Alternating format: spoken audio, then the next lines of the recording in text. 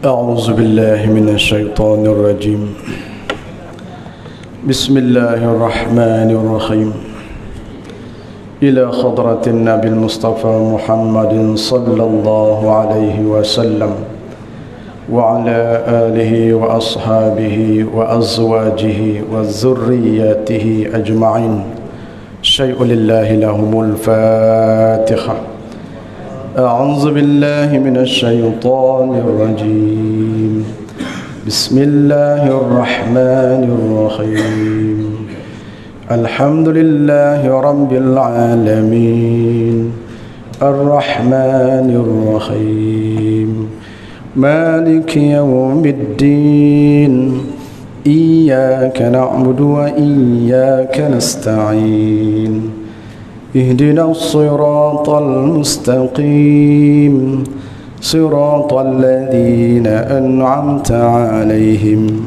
غير المغضوب عليهم ولا الضالين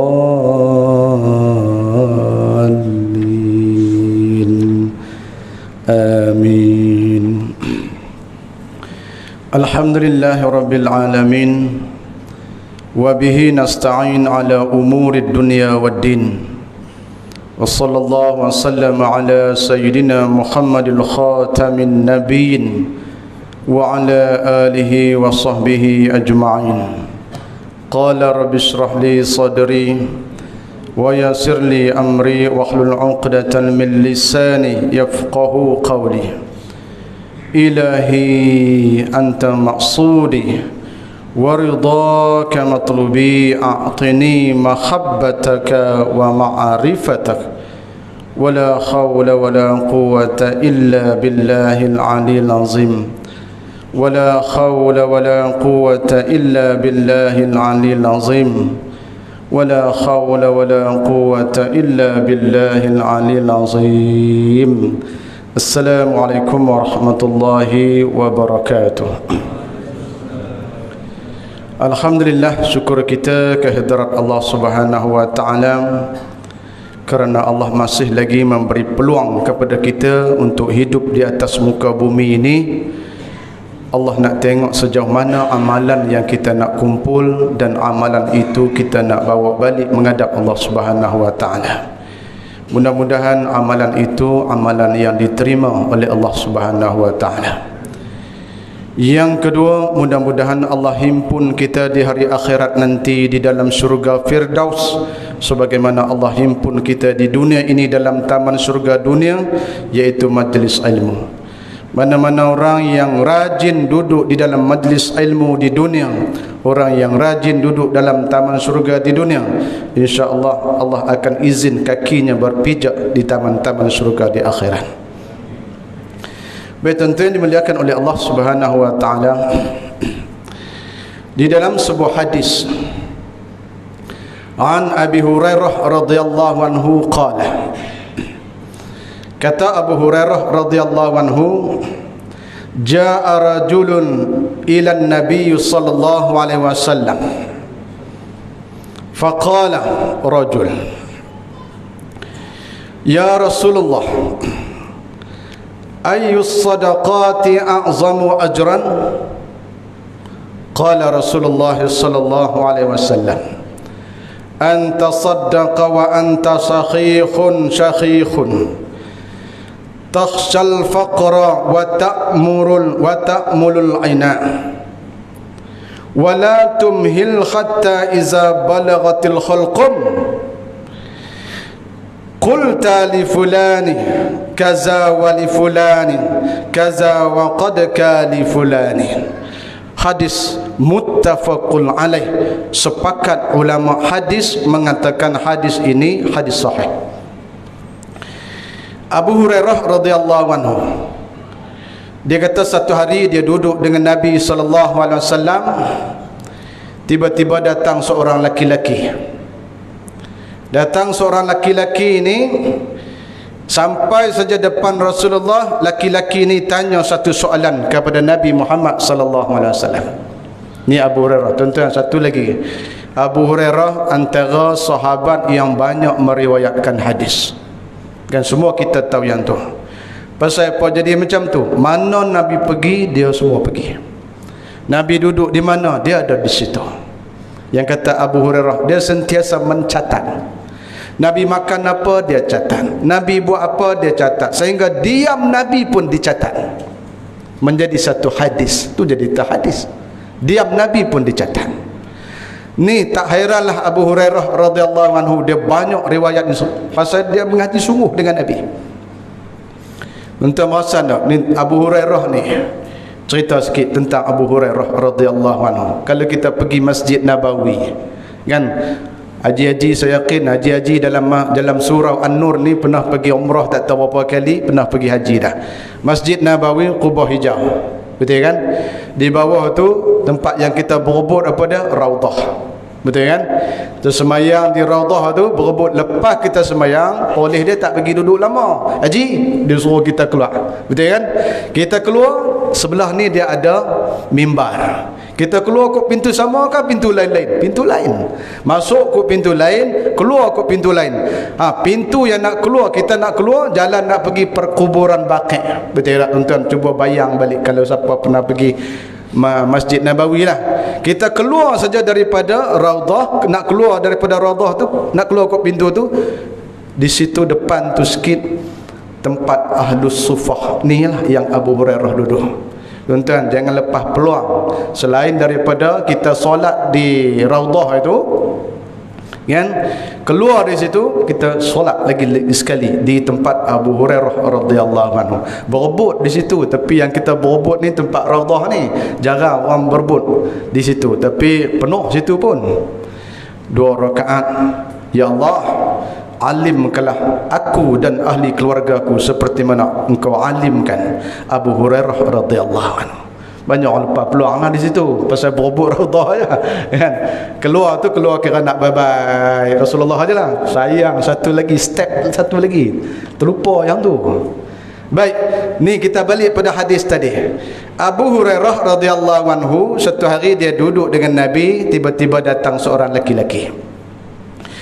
Seorang laki-laki ni tanya, ya Rasulullah, ayu sadaqati a'zamu ajran? Ya Rasulullah, sedekah yang macam mana yang paling besar pahala, yang paling nilai tinggi, yang ada spesial? Dia tanya macam tu. Pasal dia sedekah dah, tapi dia tanya lagi, ya Rasulullah, sedekah yang macam mana, infak yang macam mana yang paling besar pahala? Kena tuan-tuan, tak sama ni kita datang surau tadi, haji boh RM1 dalam tabung, haji ni boh RM1, pahala sama? Belum tentu. Sama juga macam kita solat tadi, sama-sama imam 3 rakaat, makmum 3 rakaat, makmum 1, makmum 2, 3 rakaat, semua kita pahala sama tak? Belum tentu. Sama tak sama, dia ada lagi. Tuan-tuan yang dimuliakan oleh Allah, balik pada hadis tadi. Ceritanya ni kait dengan semayang pula, lambat dah. Kawan ni dia tanya, ya Rasulullah, sedekah yang macam mana yang paling afdal? Kena hari-hari aku dah sedekah, tapi sedekah yang macam mana yang paling spesial, yang paling spesial lagi di sisi Allah? Qala Rasulullah sallallahu alaihi wasallam, Nabi kata, yang pertama, anta sadaqah anta sadaqah wa anta sahikhun syahikhun. Yang pertama, sedekah yang paling afdal, sedekah yang paling nilai tinggi, masuk duit dalam tabung tu. Sedekah pada waktu mana? Sahihun syahikhun. Yang pertama, waktu kamu sihat, kamu sedekah.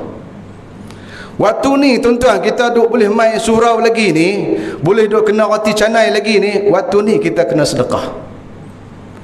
Kenapa jadi macam tu? Kerana ramainya manusia waktu dia tersepit, waktu dia susah, waya duduk di sini, duduk terlantar di hospital, baru teringat nak semayang, sakit, demam seminggu, baru teringat nak semayang, baru teringat nak buat kebajikan. Manusia selalu macam tu. Sedekah yang paling afdal, sedekah yang waktu kamu duk sihat, duk boleh makan nasi gini. Sedekah inilah yang paling afdal. Nabi SAW kata. Tuan-tuan, manusia selalu dia sakit baru dia teringat kat Tuhan. Macam kita sendirilah, tak payah cerita orang lain. Kita sendiri ni kalau demam seminggu, ya Allah, aku nak semayang tak berhenti, nak tinggal isap rokok, takut nak mati pasal teringat nak buat kebaikan. Manusia jadi macam tu. Yang kedua, Nabi SAW kata, sedekah yang paling afdal itu, sedekah yang paling nilai tinggi itu, takhshal faqra wa ta'mulul ina. Kamu sedekahlah apabila kamu rasa kamu miskin, sedangkan kamu mengharapkan rezeki Allah, mengharapkan kekayaan. Makin kamu miskin, makin itulah kamu kena sedekah. Makin kamu tak cukup gaji sebulan ni, nak terpaksa kena berhutang ke orang, tuan-tuan, makin tu waktu tu kamu kena sedekah. Beza dengan kita, dengan Nabi sebut, Nabi kata makin miskin makin kena sedekah. Kita makin miskin makin duk tanda tangan minta sedekah. Beza dah itu. Makin miskin makin duk minta sedekah dengan orang. Sedekahlah sekiranya kamu rasa kamu miskin, kamu mengharapkan kekayaan. Makin kamu rasa susah, makin tu kena sedekah. Yang ketiga, Nabi SAW kata, sedekahlah benda yang kamu sayang. Itu sedekah yang paling afdal. Tuan-tuan ingat, sedekah yang paling kita sayang itulah sedekah yang paling afdal. Kita baliklah rumah kita, tengok apa benda yang kita sayang. Jangan sedekah bini sudah ni. Balik pergi tengok ni, bini aku paling aku sayang, sedekah dia jam je tu. Ni tu imam ni, Ustaz Zaidi ni punya hal. Jangan salah saya pula. Abu Talhah, tuan pernah dengar nama ni selalu kan? Abu Talhah radhiyallahu anhu, Nabi SAW kata, tidak dikira beriman dengan sempurna di kalangan kamu sekiranya kamu tidak infak fi sabilillah benda yang kamu paling sayang. Bukan tak beriman, tapi tidak sempurna. Nabi kata macam tu je. Abu Talhah ni, sahabat Nabi Abu Talhah ni, tuan-tuan, kalau kita pergi Madinah sekali lagi, Abu Talhah dia ada kebun kurma. Dia balik rumah dia dalam keadaan berjalan, apa yang aku sayang ni, benda yang aku sayang. Dia balik pergi di rumah dia, dia tengok kebun kurma dia. Rumah dia ada dalam kebun kurma. Kebun kurma dia setahun 2 kali berbuah. Orang lain semua sekali-sekali je. Dia tengok kebun kurma ni lah yang paling aku sayang sekali. Buah dia cantik. Dan Nabi selalu duduk pergi kebun kurma dia. Selalu dulu ada parit, ada sungai sikit. Ni Kubah Hijau Madinah tu, depan tu tuan-tuan tengok lapang. Dulu situ kebun kurma Abu Talhah. Dia balik rumah dia, Abu Talhah ni ada rumah dia. Dia kata kat bini dia, dia kata, sayang, agaknya dia panggil macam tu lah kat bini dia. Dia kata, jom kita keluar daripada rumah kita ni. Abu Talhah ambil anak dia, ambil bini dia, dia sedekah, dia infak dengan kebun kurma dia paling sayang, dengan rumah-rumah yang ada dalam kebun kurma tu sekali. Macam kita hari ni lah, ada kebun kita, rumah dalam kebun kita, tanah kita. Abu Talhah dia infak semua, dia terus pergi kepada Nabi SAW. Ya Rasulullah, aku sudah infak fi sabilillah benda yang aku sayang. Nabi SAW jawab apa, tuan-tuan? Wahai Abu Talhah, engkau bersama aku di dalam syurga besok bergandengan. Tuan-tuan dimuliakan oleh Allah Subhanahu wa taala. Kita nak cerita apa ni? Itulah bekalan kita. Itulah harta kita, tuan-tuan. Saya yakin tuan-tuan semua dalam surau ni, muslimin muslimat ni, semua kita masing-masing ada simpanan duit dalam bank. Betul kan? Tak banyak pun, RM50, RM10 paling kurang pun ada.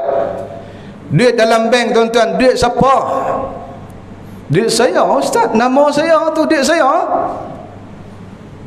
Tu rumah yang hebat tu rumah siapa? Rumah saya.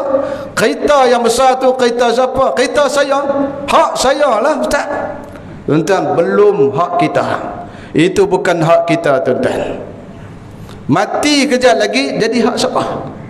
Bukan hak kita. Hak kita tu hak kita masuk dalam tabung tadi tu RM1. Kalau rumah tu hak kita, duit dalam bank tu hak kita, masuk dalam kubur kejap lagi, bawalah rumah tu, duit tu, bawa kereta tu masuk dalam hak kita kan. Mana boleh orang ambil hak kita? Dak diberi tumpang letak nama saja, bukan hak kita lagi. Tolong tak nama saja. Mati je sekelip mata, mati kita kejap lagi tuan-tuan, jadi hak orang lain, bukan hak kita. Hak kita mana? Hak bos RM1 dalam tabung tadi sampai mati, sampai akhirat nanti hak kita. Kita bawa tu baru dia nama hak kita. Tuan-tuan dimuliakan oleh Allah Subhanahu wa taala. Allah sebut dalam surah Al-Munafiqun. Ni bab sedekah yang kita nak cerita ni, tu hak kita. Allah Subhanahu wa taala sebut dalam surah Al-Munafiqun ayat 10. Tuan balik cek ke rumah kalau tak puas hati, balik cek ke rumah surah Al-Munafiqun ayat 10. Allah Subhanahu wa taala sebut di dalam ayat tu, a'udzubillahi minasyaitonir rajim.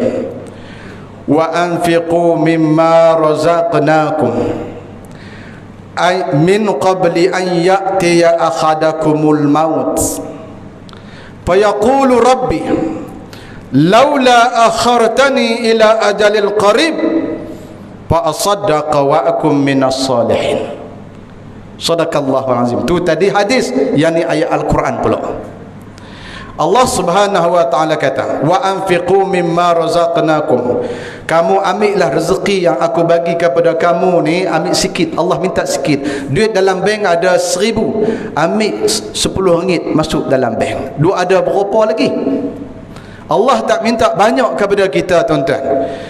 Duit ada dalam bank ada RM50, ambil RM5 ataupun ambil RM1. Berapalah RM1 bagi kita tuan-tuan, masukkan dalam mana-mana tabung masjid, ataupun nampak Pak Haji kena roti canai, tolong bayar. Infak, sedekah. Allah kata, ambillah harta yang aku bagi sikit kat kamu ni, aku tak minta banyak, bagi juga sedekah juga, infak juga sikit, walaupun sikit sedekah juga. Tak ada duit ustaz, ada RM10 dalam bank, tak masuk lagi duit gaji, ambil 50 sen. Ikhlas sedekah, bukan tunggu kaya. Sedekah bukan tunggu duit banyak. Masuk juga kerana kita nak buat hak kita, bekalan kita tu masuk dalam tabung juga. Kenapa Allah sebut begitu? Min qabli an ya'tiya ahadakumul maut. Manusia saat dia nak mati, dekat nak mati ni, kita dekat nak mati ni, adik beradik mai kiri kanan duduk tepi kita, sakit nak mati, adik beradik mai. Adik beradik kita tak nampak apa yang kita nampak. Orang nak mati dia nampak malaikat maut datang. Malaikat maut nak datang nak ambil nyawa ni, dia dah nampak orang yang nak mati ni. Adik beradik kita duduk talqin je lah, la ilaha illallah, ayah sebut ayah, ayah sebut ayah, pakcik sebut pakcik. Kita duduk kalang kabut nu pasal duduk nampak malaikat maut nu. Ketika itu Allah kata, apabila manusia ni dekat nak mati, dia nampak malaikat maut datang, fayaqulu rabbi, wahai Tuhanku. Dia minta kepada Tuhan, duk cakap. Orang nak mati, kita duduk sebelah, duduk ziarah orang sakit, kita bukan dengar apa pun. Dia duduk kalut, dalam duduk kalut dengan sakaratul maut tu tuan-tuan. Orang nak mati ni Allah sebut dalam surah Al-Munafiqun yang 10 ni, dia bercakap, dia minta kepada Allah, fayaqulu rabbi, wahai Tuhan aku, laula akhartani ila ajalil qarib, minta tangguh sat, jangan ambil lagi nyawa aku. Lu nampak dah malaikat maut nak datang, minta tangguh, minta tangguh tu nak mati, jangan mati lagi. Laula akhartani, minta sat je, minta sat je. Nak buat apa tu? Minta tangguh daripada nak mati tu. Nak tengok siapa menang. Bukan nak tengok siapa menang, bukan nak tengok siapa kalah. Minta tangguh tu nak pergi mana? Nak pergi perang dengan Israel kan? Tak. Minta tangguh tu nak sembahyang tahajud tak berhenti, nak baca Quran tak berhenti kan? Tak. fa asaddaqa wa akum minas salihin. Aku nak ambil duit dalam almari aku tu, dalam bank tu, aku nak cucuk sekejap nak pergi bagi ke orang, nak sedekah. Minta tangguh kepada Allah Subhanahu wa taala daripada mati, bukan nak buat lain. Nak minta, nak sedekah, nak sedekah ya tuan-tuan. Kenapa jadi macam tu? Kena dibentangkan oleh Allah Subhanahu wa taala tentang pahala sedekah dia ketika itu. Sehinggalah di hari akhirat tuan-tuan, dalam hadis yang lain Nabi sebut apa dia? Mana-mana manusia di atas dunia ni dia sedekah sebelah biji kurma. Buah kurma sebiji itu bukan sedekah sebiji, sebelah aja. Sebelah dia sedekah, sebelah makan dekat dia. Akhirat nanti Allah bela, Allah membiak. Seumpama kita ambil kambing seekor, daripada seekor dia beranak jadi satu lembah. Pahala sebelah kurma itu dia membiak sehinggalah Nabi kata sebesar bukit Uhud. Dia bukan sebelah tu saja, dia membiak. Tu pahala sedekah. Itulah bekalan kita, itulah hak kita tuan-tuan. Saya mengajar di satu tempat di kawasan Shah Alam ni lah, di kawasan orang kaya-kaya ni. Saya mengajar di satu tempat. Tempat tu saya mengajar 2018, lama dah lah. Kaya. Masuk rumah dia tuan-tuan, pijak kapet, cari buku lali tak jumpa. Kapet rumah dia kan. Masuk pergi mengajar kat rumah lah, family. Satu hari saya tanya dia, Datuk Seri, dia Datuk lah. Datuk Seri, rumah ni siapa elok kereta nak ambil berapa, nak ambil jenis mana kereta? Belah-belah biji. Saya nak pergi mengajar, sebelum nak naik rumah saya tengok kereta, tengok jadi lah. Kaya. Rumah tak tahu macam mana lah. Satu hari saya tanya dia, Haji Datuk Seri, saya kata ni rumah ni elok semua, hak siapa ni? Saya kata. Dia tak mau jawab. Ustaz ni nak perkenal aku pula ke lagu mana ni? Pasal kita duk bergurau dengan dia boleh macam-macam. Datuk Seri, rumah ni hak siapa? Kawan dia tolong jawab. Rumah ni hak Datuk Seri lah Ustaz. Hak siapa lagi? Hak dia lah. Okey. Tuan-tuan faham tak saya cakap Kedah ni? Takut pekat sangat, tak faham saya cakap KL tak tahu. Faham tak? Saya kata Datuk Seri, rumah ni hak siapa? Kawan dia jawab, hak Datuk Seri rumah ni hak siapa lagi Ustaz? Saya kata baik. Kalau Datuk Seri ni mati, rumah ni hak siapa? Ustaz, janganlah minta doa. Bukan minta doa hang mati. Kalau hang mati, takut nak mati tu. Pasal kita kata kalau Datuk Seri mati. Kalau pun dia takut dah. Belum betul-betul mati lagi. Dia takut dah kalau. Saya kata, rumah ni hak siapa? Dia kata jangan nak sebut pasal mati, pasal lain tak apa. Saya kata kullu nafsin za'iqatul maut, tiap-tiap yang bernyawa mati semua.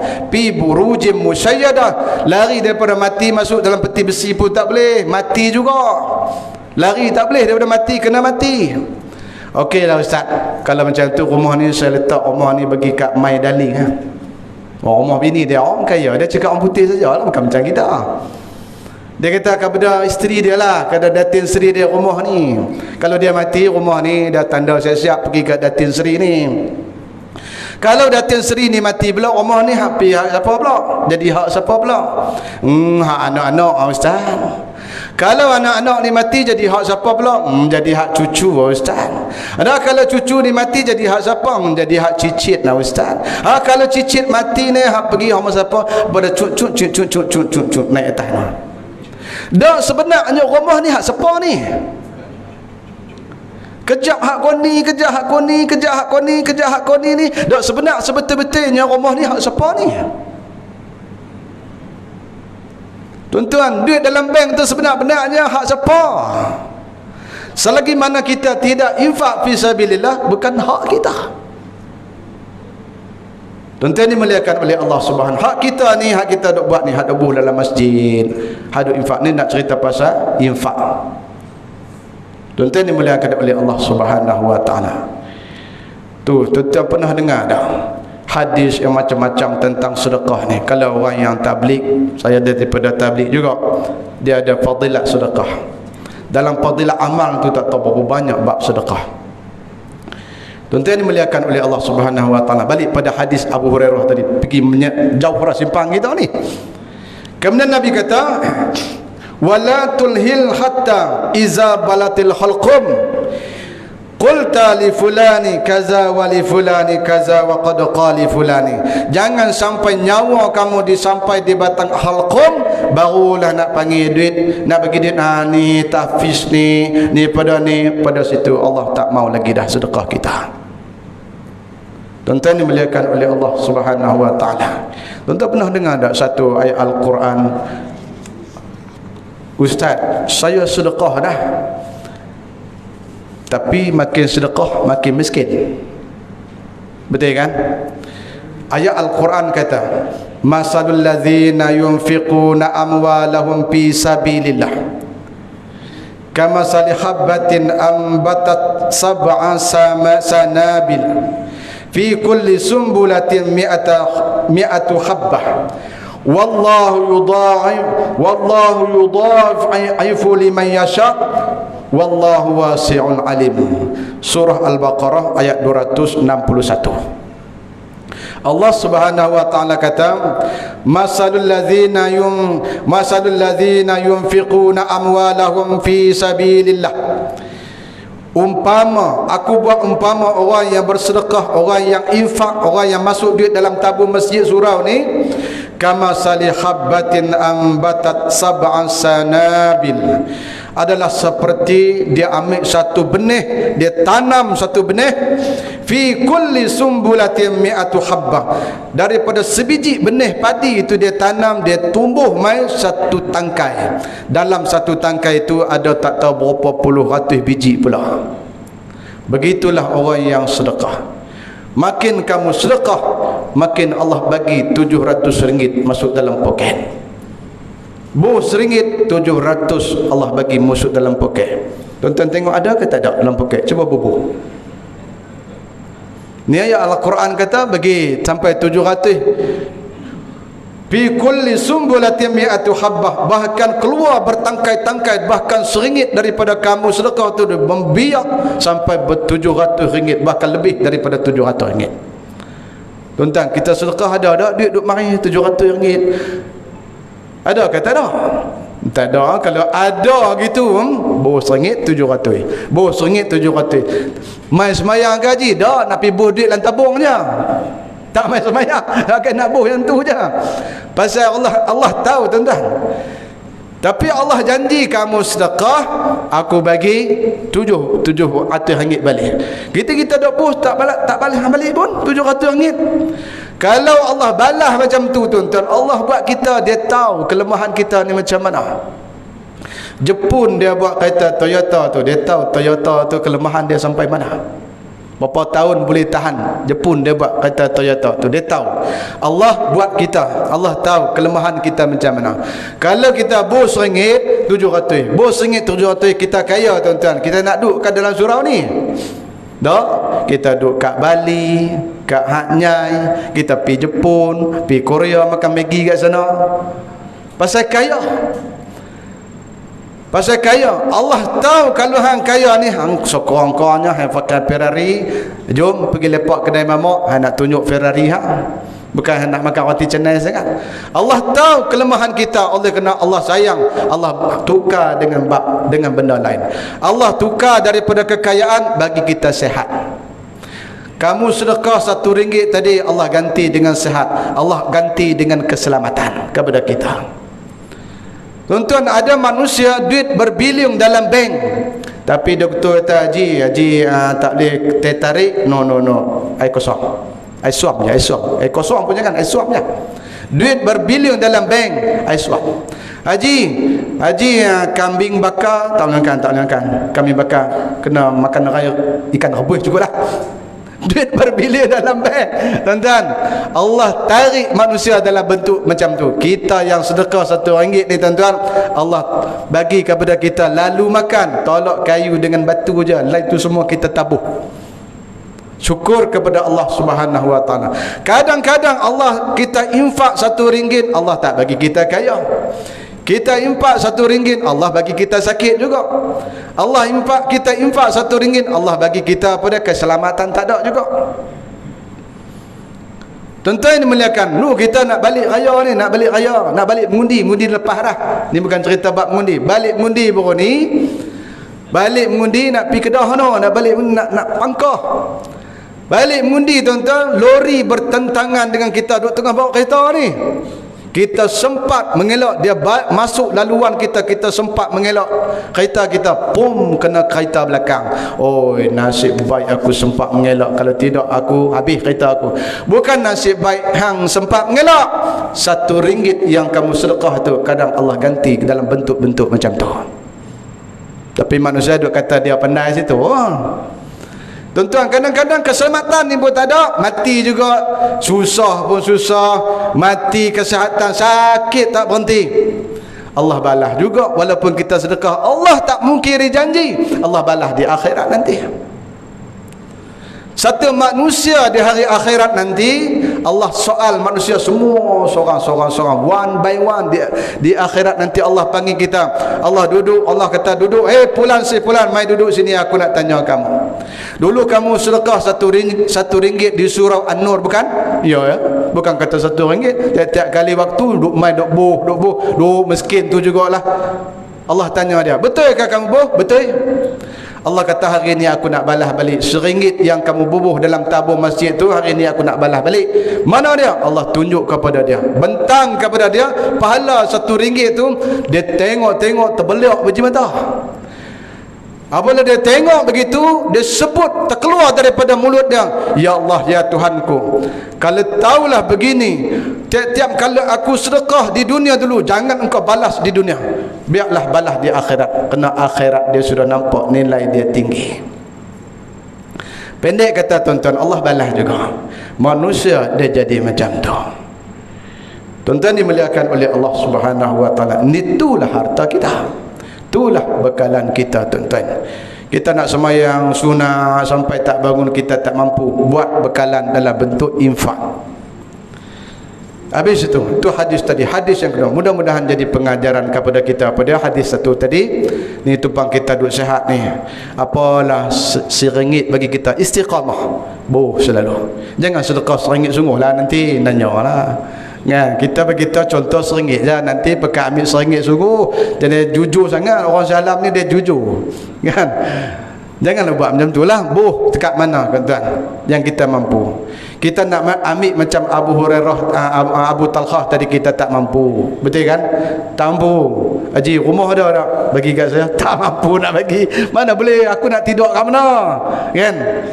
Ulama kata, ingat tuan-tuan, la yudraku kulluh wa la yudraku kulluh. Kalau kita tak boleh buat semua, jangan tinggal semua. Kalau kita tak boleh buat macam sahabat buat ni, jangan kita tak buat semua, buat juga takat mana yang kita mampu. Habis di dalam hadis yang lain, an Jabir radhiyallahu anhu, daripada Jabir radhiyallahu anhu, qala Rasulullah sallallahu alaihi, qala Jabir, kan, kata Jabir,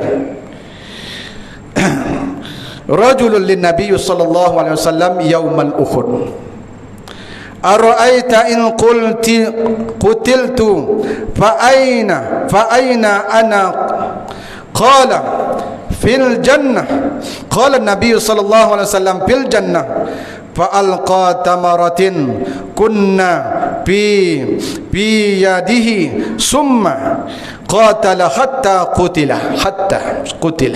Hadis sahih muttafaqun alaih. Tuan-tuan selalu juga dengar hadis ni. Jabir, seorang sahabat Nabi, nama besar juga ni, Jabir bin Abdullah. Kata Jabir, satu hari kami tengah duduk siap-siap buat kelengkapan nak perang Uhud. Tu bukit Uhud tu. Kami duduk setengah standby. Ada yang duduk pakai baju besi, ada yang duduk ready pedang, nak panah, tombak, macam-macam ni. Kami duduk tengah-tengah ready nak turun pergi perang Uhud ni.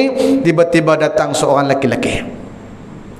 Datang seorang laki-laki ni, dia tanya, ara'aita iza qutiltu fa aina ana ya Rasulullah.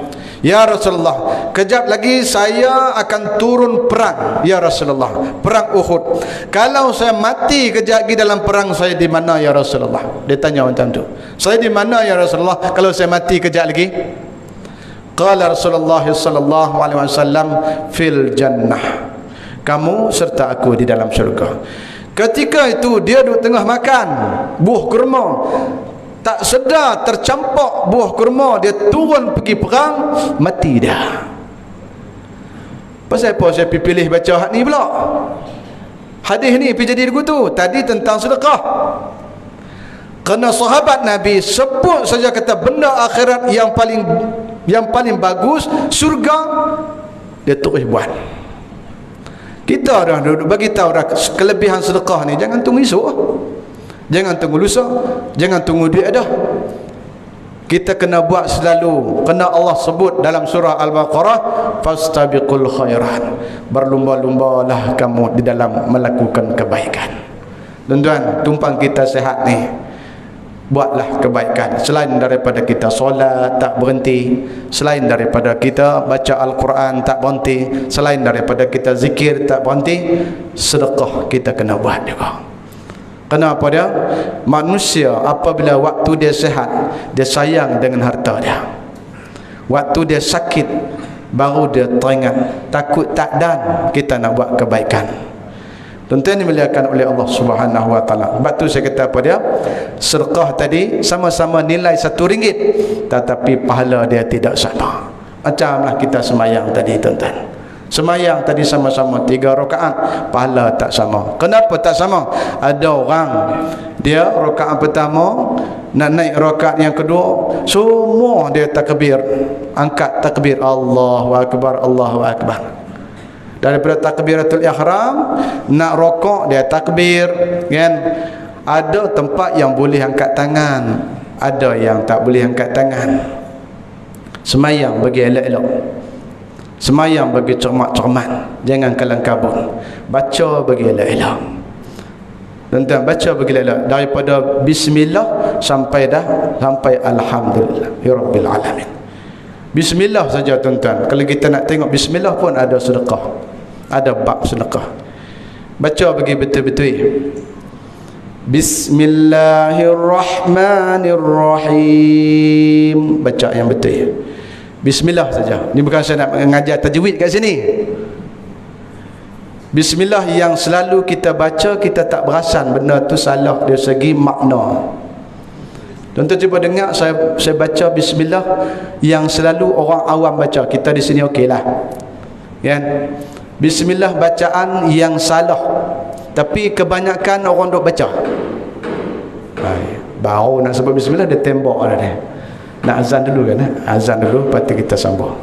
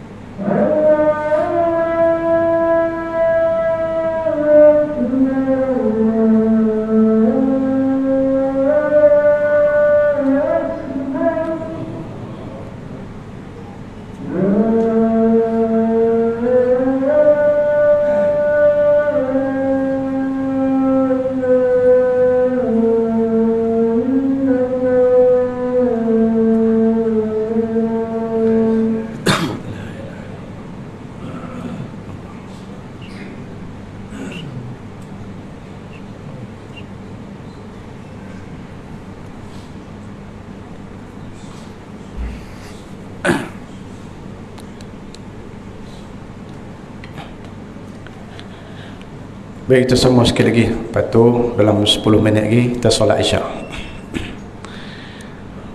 Bismillah yang selalu orang awam baca, dia kurang ambil perhatian tentang makna. Bacaan yang salah. Saya sebut bacaan yang salah. Dan kebanyakan kadang-kadang kita dengar dia baca macam tu.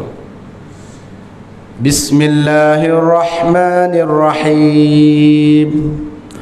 Bacaan yang salah. Mana tak tahu salah. Nampak macam betul ya. Sekali lagi saya ulang, bacaan yang salah. Apa ni? Zakid, nak minta ni boleh tak? Sikit sat ya. Untuk bismillah saja. Kalau cakap saja tak tunjuk, tak nampak. Saya sebut lagi sekali. Bismillahirrahmanirrahim. Bacaan yang salah. Sekali lagi tuan-tuan, bacaan yang salah. Bismillahirrahmanirrahim. Yang salah. Yang betul, cuba tuan-tuan tengok tang mana yang betul, tang mana yang selek, tak mana. Bacaan yang betul pula. Sekejap, jaga saja.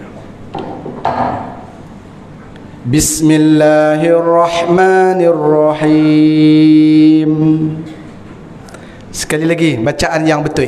Tuan-tuan boleh tangkap kat mana betul, kat mana yang salah. Bismillahirrahmanirrahim. Kenapa jadi macam tu? Kalau tuan-tuan ada telefon, tengok baris dia pergi kat mana. Tapi kita baca Bismillahirrahmanirrahim. Yes. Yes. Kita baik. Salah dari segi bacaan gitu, makna dia salah tak? Mai kita pasang makna pula. Boleh tak? Ambil masa sikit lagi nak? Boleh sampai? Macam nak nyanyi tajwid pula malam. Tak. Kita nak pasang makna.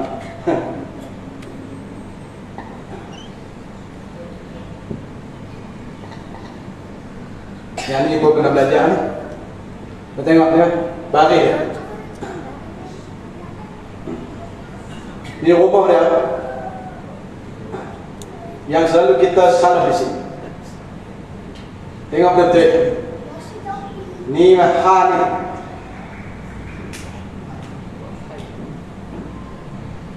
Itu buku pendek, kecil.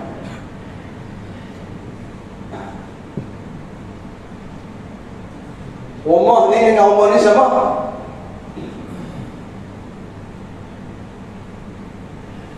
Cuma macam ni kita baca macam mana? Bismillahirrahmanirrahim. Mati kan? Rah, nampak tak? Tak nampak alamat dia, tak tahu lah.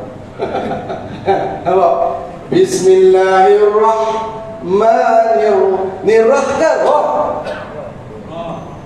Betul kan? Tapi kalau baca rah, tak betul ya? Tapi yang salah tadi, macam saya sebut tadi ya?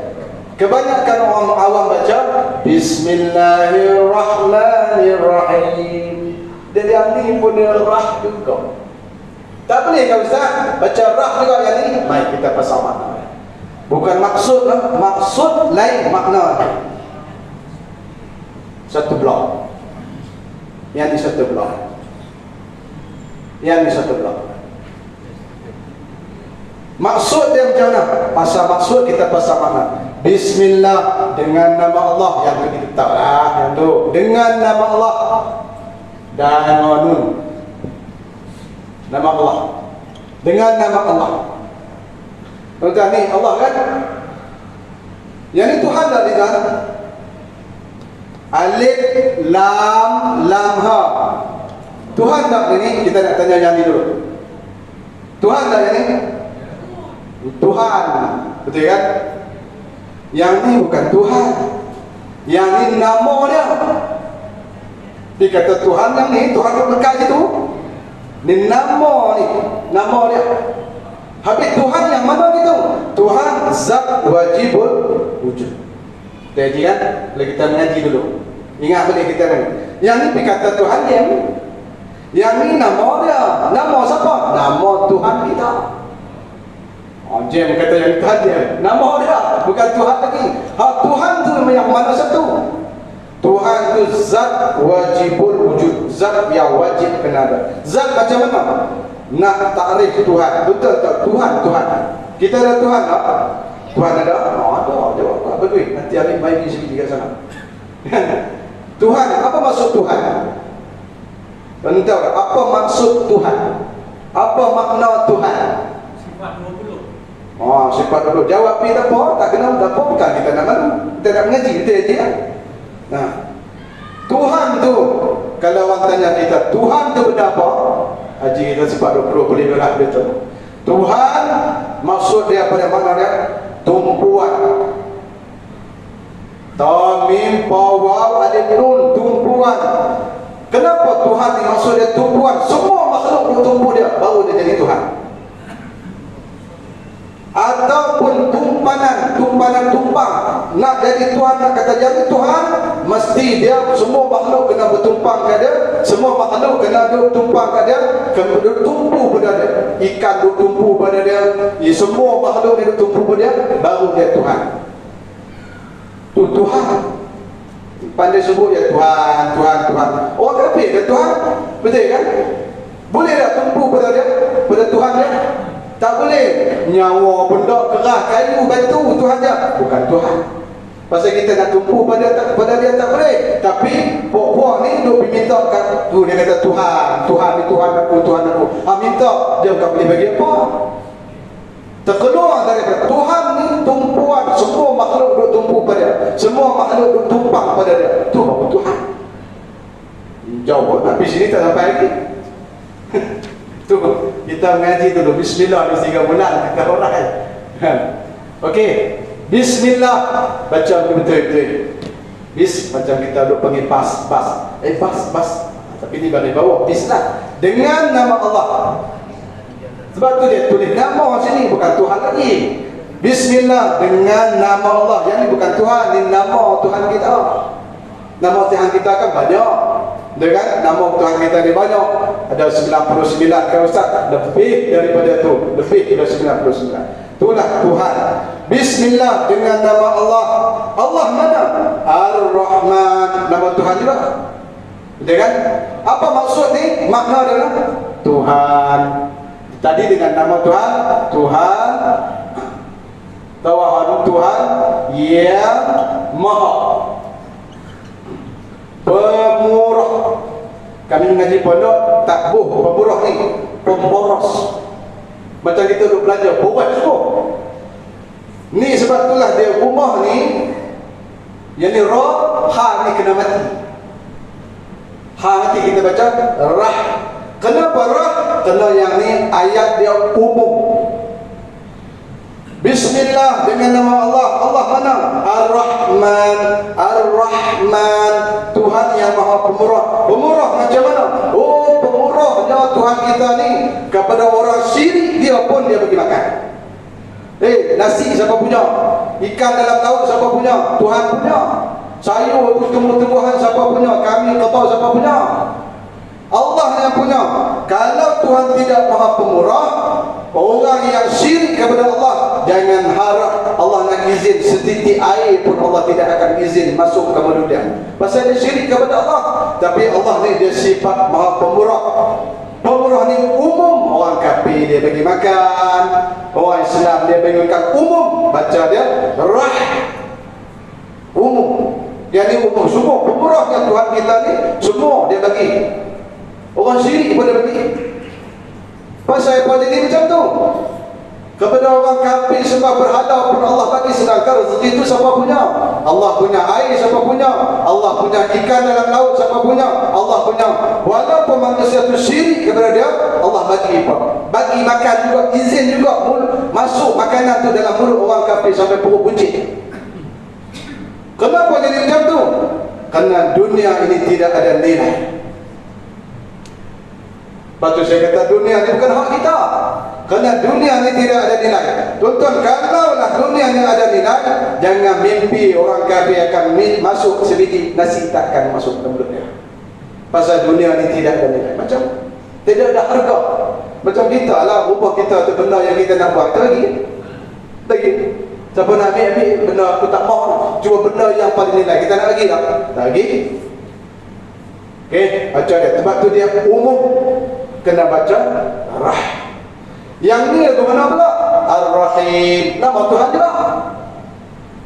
Bukan Tuhan ni, nama dia saja. Allah nama dia. Rahman nama dia. Rahim nama dia. Lepas tu tak boleh letak nama anak Rahim. Tak boleh. Ada orang letak nama anak. Nama anak apa? Rahim. Tak boleh. Dia mesti Abdul Rahim. Ini nama Tuhan. Tak boleh letak pada kita. Macam Abdullah ni, tak boleh letak nama Allah Abdullah. Yang ni pun tak boleh letak nama Rahman Abdul Rahman, Abdul Rahim. Oh boleh. Benda yang berkaitan dengan Allah tak boleh letak pada manusia. Macam hasad, dengki, bangga diri, itu sifat Allah. Mana boleh letak kat kita kan? Harap, dengki, takbur. Allah saja yang ada sifat tu. Tak boleh kita ambil. Takbur tu Allah dia bersifat tu, tak apa. Hak dia tu. Nabi letak pada kita tak boleh. Sebab tu Tuhan kata, akulah yang maha kaya, akulah yang maha berkuasa, akulah aku semua. Kita boleh dan Nabi sifat takbur tak boleh. Sama macam nama ni. Baik, yang Ar-Rahim ni, tuan-tuan tengok dia punya rumah, dia angka dia sama semua. Yang alif lam roha, yang ni alif lam roha, yang ni khusus. Bacaan dia khusus. Lepas tu kena baca Nir Rahim. Tak boleh Nir Rahim. Kalau Nir Rahim juga macam mana Ustaz? Dia jadi umum juga. Baik, makna dia macam mana ni? Nir Rahim, Ar-Rahim, Tuhan juga. Tuhan yang Maha Pengasih atau penyayang, boleh juga lah. Kan? Ni makna dia. Makna ni khusus. Tuhan yang Maha Pengasih. Ar-Rahim, Tuhan yang Maha Pengasih. Khusus. Khusus macam mana? Oh, kepada orang yang beriman saja. No lagi kepada orang kafir. Kalau baca Ar-Rahman, Ar-Rahim, dia jadi umum. Orang kafir pun Tuhan kasih. Jadi macam ni. Orang kafir pun Tuhan bagi makan, bagi minum. Orang Islam pun bagi makan, bagi minum. Yang ni pun baca pun jadi umum juga. Ini saya pasal makna, bukan tajwid kan? Tajwid kena mengaji dengan ustazah. Ni kita nak pasal makna. Lepas tu saya kata maksud dengan makna. Baca betul-betul. Dah benar ni dalam surah kalau tak baca bismillah sah tak sembahyang kita? Tak sah kan? Dia termasuk dalam surah Al-Fatihah. Ada 2 kali tuan-tuan dalam surah Al-Fatihah. Ini benar macam ni. Ar-Rahman dan Ar-Rahim ni cuba tuan-tuan perasan. Bismillahirrahmanirrahim. Alhamdulillahi Rabbil Alamin. Ar-Rahmanirrahim. 2 kali. Al-Sabur. Dah baca kita dah lah. Ingat. Oh, sebab kita belajar agak hari. Kalau tidak, terus dia tu lah. Jangan dia baca kerana ni dia khusus pada orang yang dia kasih, dia Ar-Rahim, Tuhan yang Maha Pengasih. Kasih macam mana? Kasih orang duduk dalam jadi alimu, kasih orang yang banyak sedekah. Tentu dimuliakan oleh Allah Subhanahu wa. Kenapa jadi macam tu? Kerana di akhirat nanti buah-buah yang dapat rezeki ni walaupun dia sebuah berhala, dia Ar-Rahman ni dia dapat juga rezeki. Di akhirat nanti apabila dia nak kena azab orang kafir, dia klaim kepada Allah, kepada Tuhan, bukankah engkau ni Tuhan yang Maha Pengasih? Kenapa nak azab kami? Bukankah Tuhan yang Maha Pemberah? Dulu atas dunia kami tak sujud padamu pun, kamu bagi rezeki pada kami. Hari ini kamu nak asingkan kami. Orang yang Islam kau kasih, orang yang tidak Islam kau tidak kasih. Nak bakar kami dalam neraka. Bukankah Tuhan engkau ni Tuhan yang Maha Pengasih? Engkau Tuhan yang Maha Penyayang? Tak, yang ini khusus pada orang yang Islam saja. Ustaz, katanya tadi Ustaz kata kesilapan ni bila kerana ada satu dengan ha tu. Alif. Yang hujung Rahman kan. Ni baca dia ni ha ni mati. Yang ni ha hidup. Yang ha tu kelazimannya tadi Ustaz sebut bila orang membaca Ar-Rahman, yang hujung Ar-Rahim. Ar-Rahim bukan rah. Ada yang tersasul kerana ada sabdu Ustaz tadi. Jadi kalau tersasul itu maksudnya apa Ustaz? Kalau tidak sengaja, kalau dia tahu dia baca juga, dia jahil dengan sebab apa? Dia pikir situ pekok lah. Jadi sabdu itu membawa masuk yang lain. Di sini ha ni kita kena bagi hidup. Ha ni bagi bawah lah, bagi bawah. Yang ni ha dia mati. Betul. Soalan bahawa ialah jika sabdu itu adakah menentukan maksud? Kalau yang last kali itu Rahim, adakah dia menentukan maksud? Menukar makna. Bermaksud lain, makna lain. Makna macam mana? Khusus.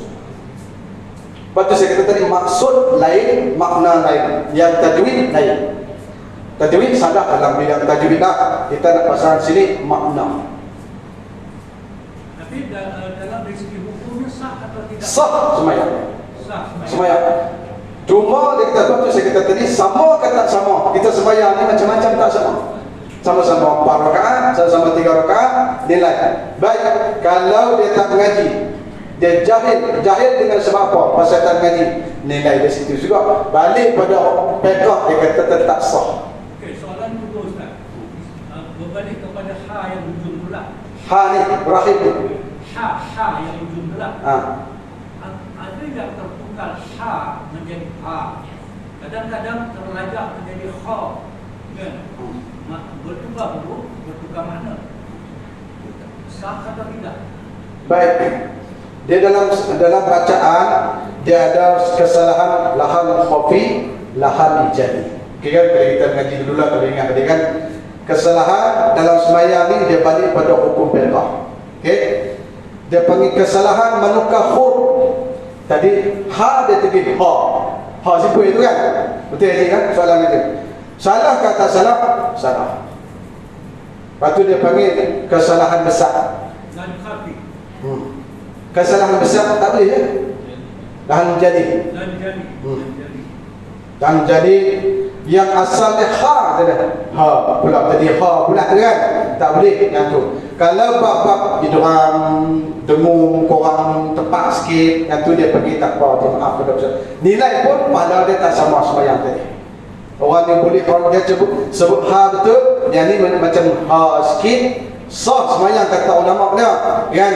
Kalau ada kesalahan kecil, cuma tak bunyi disebab apa? Mungkin dia belajar lah banyak kali pun, ha boleh dah. Ha tu mungkin dulu gelak kuat sangat kot. Dah ha tu tak pernah. Ha balik makan tu Ustaz kata balik makan cili padi pergi betul ke? Tak boleh makan cili padi pun bunyi ha juga. Dimaafkan pada syarak, jangan berhenti belajar. Walaupun salah tu salah besar tu. Kan dia kan mengaji tak boleh ke, mengaji tak boleh juga, dimaafkan pada syarak. Pada kita ni pasal tak mau mengaji, kalau mengaji boleh, kalau tak mau mengaji je. Boleh ngaji nak dia waktu tu. Puati tak? Nak buat aja. Saya point. Boleh nak baca pergi betul. Bismillahirrahmanirrahim. Pelan-pelan kita belajar. Oh, ada lagi. Kadang-kadang dalam solat Fatihah, Ustaz ada sebut Fatihah dan baca betul-betul. Imam baca laju sangat sehingga kadang-kadang Fatihah itu pun terpaksa laju. Kan? Itu dari segi hukumnya macam mana Ustaz? Dia laju tak kisah, bagi betul ya sudah. Maka bila laju tu Tak betul ya? berbaliklah kepada Imam kena tanggungjawab yang ni jangan tanya ustaz pasal imam dia laju sangat sampai makmum tak boleh takdan nak baca. Imam pun agak-agak lah, jangan laju sangat. Boleh dah imam tu? Jangan laju sangat. Ada kita ni umur dah panjang. Baca mana boleh laju. Baca slow. Slow sangat pun jangan juga. Pasal ada anak muda pula. Itu imam ni slow. Duk lari 20 macam ni. Pergi sembahyang masjid lain, lari. Jemaah makin lari. Dia pertengahan. Ausituha. Duk pertengahan. Dan buka yang ni ke apa? Jadi boleh haji lah. Jadi yang tu kena tanggungjawab imam lah. Jangan cepat sangat Pak Haji tak dan baca. Nanti dia bunyi ha semua tak kacau. Denah je lah. Itu kita tengoklah. Kalau kita tu imam ni laju sangat, dia kaedah dia macam ni. Kalau tu imam tu laju sangat sembahyang, kita ni memang slow. Tu imam bawa 16 pun kita kira 70 ya. Tak boleh pergi lah. Kan? Jenis baca Fatihah jadi slow. Masa tu imam baca Fatihah, kita kena baca dah Fatihah. Jangan tunggu tu imam baca surah.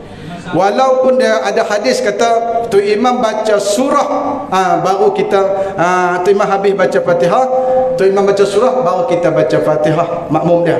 Tapi kalau tunggu tu imam baca Fatihah habis, tu imam baca surah pula qul huwallah. Sudah. Kita jenis baca slow macam mana? Maka dalam kitab-kitab fiqh dia kata apa dia? Kita boleh baca pelan-pelan. Jangan ganggu imam sudah. Pasal kita takut sekali lagi orang dah sujud rokok dah kita Fatihah tak habis. Kita jenis slow. Ambil daripada tu imam baca Fatihah, kita dah mula baca Fatihah. Sedangkan walaupun ada hadis melarang. Betul kan? Ada hadis melarang jangan baca sama-sama dengan imam. Tapi kalau kita sampai nak batal sembahyang, nak tertinggal sampai 3 rukuk tertinggal, jenis slow ni semua. Memang tak boleh dah nak laju. Baca sekali. Dimaafkan pada syarak. Cuba tengok dalam kitab Bahrul Mazi yang dikarang oleh Syekh Idris Al-Marbawi. Dia boleh banyak macam bukan susah janji kita. Lazimnya dia berlaku rakaat ketiga keempat Ustaz sebab dia bangun dulu. Kan? Dia dah habis Fatihah. Kita yang satu itu perlahan dulu. Betul ya. Masalah. Kita kena jaga diri sendirilah ikut macam mana yang tu. Jadi bacaan tetap dia kena jaga. Kena dia rukun. Baca Fatihah dia kena rukun. Salah sikit-sikit dia maaf pada syarak. Macam kita tak boleh nak dengar panjang pendek, dia maaf pada syarak. Kita tak boleh nak bagi panjang macam waladhdallin 6 ke 4 ke 3 ke mengaji pun 2 ke kan. Ulama fiqh kata pada dia maaf tapi 6 tu number 1. Kan? Batu saya kata, tuan-tuan tak payah banyaklah bagi salam saja. Macam-macam tuan-tuan orang bagi salam. Kan kita innaka hamidul majid. Betul bagi salam dia. Assalamualaikum warahmatullahi. Assalamualaikum warahmatullahi. Betul kan? Salam yang sebenarnya macam mana? Itu pun kita nak kena mengaji. Tuan-tuan, salam yang betul ni pun. Tengok ni, salam yang betul.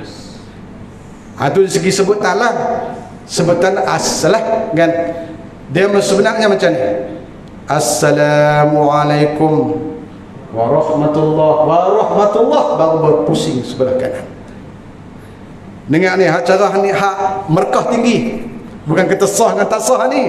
Hak merkah tinggi. Assalamualaikum warahmatullahi. Mata tengok ke bau kita. Bau ni, tengok bau. Sekira pipi kita nampak orang belakang. Okey. Habis dah bagi salam pada kanan, duduk di tengah balik. Assalamualaikum warahmatullahi. Begitu. Kita ada Assalamualaikum warahmatullahi. Assalamualaikum warahmatullahi. Straight. Yang nilai merkah tinggi macam mana? Macam tadi. Assalamualaikum warahmatullahi. Assalamualaikum warahmatullahi. Ada hak teruk lagi, hak hangguk pada tentang penanya. Assalamualaikum warahmatullahi. Lagi kono salam hangguk. Ini kono hangguk. Hangguk. Batal tak sebenarnya? Bukan batal. Kita nak cerita merkah dia tu, kita pahala dia tak sama dah. Baru bagi salam, belum kira takbir, belum kira rokok. Rokok betul-betul tengok rokok. Ada orang rokok tengok ibu kaki. Betul kan? Hangguk semua tak percaya hangguk. Kan? Tengok ibu kaki rokok. Tapi panjang saya macam mana ni? Kan? Rokok ni kan? Allahu Akbar. Jadi kena jalan, letak di situ. Bukan kata begitu batas juga, bukan cerita batal ataupun tak batal. Berkah tinggi, nilai tinggi ni. Kita di sisi Allah sembahyang kita ni. Allahu Akbar. Jadi kita kena lebih jalan. Tengok tempat sujud. Jangan tengok ibu kaki. Ada orang tengok ibu kaki, Ustaz. Kalau tengok ibu kaki macam mana? Sembayangan tadi tak khusyuk. Nilai kurang. Pasal dia tengok ibu kaki. Allah, kuku panjang tak betul ni. Betul tak? Hak lebih teruk apa? Dia tengok ibu kaki orang sebelah. Mak ai besar ibu kaki. Hak tu lagi teruk. Betul orang nak kata sembahyang ni. Nak kena ada cara dia. Jangan tengok ibu kaki, tengok tempat sujud. Nak takbir kena jalan. Nak takbir kena rapat jari. Nak rokok jari kena jalan. Nak sujud tangan kita macam mana kita takbir tadi kena rapat jari. Semua untuk dikira dicatat. Jadi kalau cerita secara detail tidak macam mana jenuh. Ni masa tak cukup dah. Baik. Bukan macam bukan. Tengok ceramah subuh berapa ni? Minta maaf lah lebih 10 minit tadi cakap kita pukul 9. Wallahu alam, yang baik itu daripada Allah. Mudah-mudahan ada manfaat kepada kita. Makin kita belajar tuan-tuan, makin kita akan jumpa benda yang kita tak pernah dengar. Kan? Itulah ilmu Allah. Dia banyak. Kalau bab sembahyang ni banyak. Setengah orang pergi mengaji bab solat, dia tak mahu Allah bab solat. Saya mengajar di masjid saya ni, anak-anak murid saya ada dalam ni, dia mai malam ni mengikut mana saya mengajar, semua dia ikut. Muslimat pun ada anak murid saya, mari. Laki-laki pun ada. Anak-anak murid saya kenal semua. Tuan-tuan, bab wuduk saja celaru kita hari ni. Bab wuduk ni tuan-tuan, kita syarat sah wuduk. Panjang dah saya tambah. Tadi ingat nak siap dah tadi. Tambah bab wuduk ni tuan-tuan. Ambil wuduk ni tak tahu berapa puluh tahun dah. Tapi sah ke tak sah tu tak tahu lagi. Sah lah Ustaz, pasal aku ambil cukup semua sempurna ni. Syarat sah wuduk, rukun wuduk, syarat sah wuduk tak sama. Antara syarat sah wuduknya kena mengetahui yang mana satu anggota basuh yang sunat, yang wajib. Haji, ambil semayang dulu. Ambil semayang tadi, basuh mula-mula buat apa? Basuh tangan. Okey? Basuh. Wajib ke sunat? Wajib. Jam. Syarat sah wuduk itu kena mengetahui yang mana satu sunat, yang mana satu fardu. Walaupun ambil dengan sempurna basuh, bukan main lagi elok 3 kali bismillah, tapi dia tak tahu yang mana satu wajib, yang mana satu wuduk, anggota wuduk dia tak tahu satu sunat, tak tahu satu wajib, tak sah. Walaupun ambil dengan sempurna, syarat dia terkeluar. Syarat dia kena mengetahui basuh tangan, haji, wajib ke sunat? Sunat. Berkomo-komo sampai ke hidung, sunat ke wajib? Sunat. Basuh muka, wajib ke sunat? Wajib. Hai, basuh tangan bukan sunat, bukan wajib. Hak wajib, hak sampai ke siku sana, hak tu hak wajib. Dia salah faham. Pasal apa? Tak main mengaji. Semayang 10 tahun dah. Nak kira macam mana tu dengan Allah? Yang inilah yang Imam Al-Ghazali sebut, siapa-siapa yang beribadat tanpa ilmu, bukan ibadat namanya. Pasal kita ada syarat semayang, rukun semayang, syarat semayang dan fardu semayang. Rukun dengan syarat tak sama. Macam itulah wudu. Macam itulah nak kahwin. Nak kahwin ada rukun, ada syarat. Syarat apa? Nak kahwin kena jadi Islam dulu. Wali rukun. Tak sama, syarat dengan rukun tak sama. Entah yang mendengarkan beliau, betul, wallahu alam, ni betul-betul sudah dah ni. Pasal lama orang, pasal 2 kali wallahu alam tak habis-habis. Auzubillahi minasyaitonirrajim. Bismillahirrahmanirrahim. Alhamdulillahirabbil alamin wassalatu wassalamu ala asyrafil anbiya'i wal mursalin wa ala alihi wa sahbihi ajma'in. Radina billahi rabban wa bil islami dina wa bi Muhammadin nabiyya wa rasula. Allahumma iftah alaina futuhal arifin warzuqna fahman nabiyyin bi jahi khatamil mursalin. Allahumma faqihna fid din. Allahumma faqihna fid din. Allahumma faqihna fid din wa 'allimnahu ta'wil. Ya Allah, ya Tuhan kami, fahamkanlah kami ilmu agamamu ya Allah. Jangan engkau biarkan kami di dunia ini dalam keadaan kami jahil dengan ilmu agama ya Allah. Ya Allah, ya Tuhan kami, panjangkanlah umur kami sikit lagi ya Allah, supaya sempat kami belajar ilmu fardu'ain yang engkau tuntut ke atas kami ya Allah. Ya Allah, ya Tuhan kami, ampunkanlah dosa kami, dosa yang sengaja, dosa yang tidak sengaja, dosa yang kami nampak, dosa yang kami tidak nampak. Ya Allah, dosa mata kami melihat perkara yang haram banyak ya Allah. Ampunkanlah dosa mata kami. Sekiranya engkau tidak ampun dosa mata kami akan dibakar dengan api neraka di akhirat nanti ya Allah. Ya Allah, ampunkanlah dosa tangan kami yang memegang perkara yang maksiat ya Allah. Ampunkanlah dosa kaki kami yang pernah kami berjalan pada tempat maksiat masa ketika dulu ya Allah. Ya Allah, ampunkanlah dosa mulut kami yang bercakap, yang meminum, yang memakan benda yang haram, yang kami tidak sedar ya Allah, kami jahil ketika itu ya Allah. Ya Allah, ya Tuhan kami, sekiranya engkau tidak ampun dosa kami, susahlah kami di akhirat nanti ya Allah. Ya Allah, ya Tuhan kami, berilah kekuatan kepada kami ya Allah untuk terus kami beribadat kepadamu ya Allah. Ya Allah, ya Tuhan kami, berilah kekuatan kepada kami untuk kami bangun solat malam, solat sunat taubat ya Allah. Kami banyak dosa, kami mengaku ya Allah, kami mengaku kami banyak dosa padamu ya Allah. Ya Allah, ya Tuhan kami banyak buat kesilapan padamu ya Allah. Ketika itu kami jahil ya Allah, maafkanlah kami ya Allah. Ya Allah, ya Tuhan kami bimbang, kami mati dalam keadaan kami bawa balik dosa padamu ya Allah. Sebelum engkau ambil nyawa kami ya Allah, engkau ampunkanlah dosa kami, jangan tinggal walaupun sebesar zarah ya Allah. Kami takut ya Allah. Ya Allah, ya Tuhan kami, berilah kekuatan kepada kami untuk kami terus istiqamah dalam melakukan amal ibadat tanpa henti ya Allah. Ya Allah, ya Tuhan kami, berilah taufik dan hidayah kepada anak cucu kami pula ya Allah, kepada family kami ya Allah. Jadikanlah mereka orang yang berilmu agama, jadikanlah mereka orang yang solat ya Allah. Kami tidak mampu mengajar mereka, kami jahil, kami tidak mampu mengajak mereka solat, kami lemah ya Allah. Ya Allah, ya Tuhan kami, tetapi kami yakin engkau adalah Tuhan yang maha berkuasa untuk mengubah qalbu-qalbu yang keras itu menjadi lembut ya Allah. Ya Allah, ya Tuhan kami, perkenankanlah permintaan kami ini ya Allah. Ya Allah, ya Tuhan kami, di akhirat nanti engkau hisab amalan kami ya Allah, dan ketika itu engkau beri buku catatan pada kami ya Allah. Suruh kami melihat buku catatan itu ya Allah, tapi engkau jangan beri buku catatan itu dengan tangan kiri ya Allah. Janganlah engkau beri buku catatan amalan kami di akhirat nanti dengan tangan kiri ya Allah, yang menyebabkan kami terhumban ke dalam neraka ya Allah. Ya Allah, berilah buku catatan amalan kami di akhirat nanti dengan tangan kanan ya Allah. Bersaksi kalau tangan kami pernah berwudu menyembahmu di dalam dunia ini ya Allah. Ya Allah, ya Tuhan kami, satu lagi permintaan kami pada malam ini ya Allah. Kami yakin engkau mendengar ya Allah, kami yakin engkau melihat ya Allah. Di akhirat nanti ketika engkau himpun manusia di padang mahsyar ya Allah, engkau bentang titi siratul mustaqim antara mahsyar dengan surga, dan di bawahnya ada neraka ya Allah. Ketika itu engkau suruh kami melintas semuanya di atas titi itu ya Allah.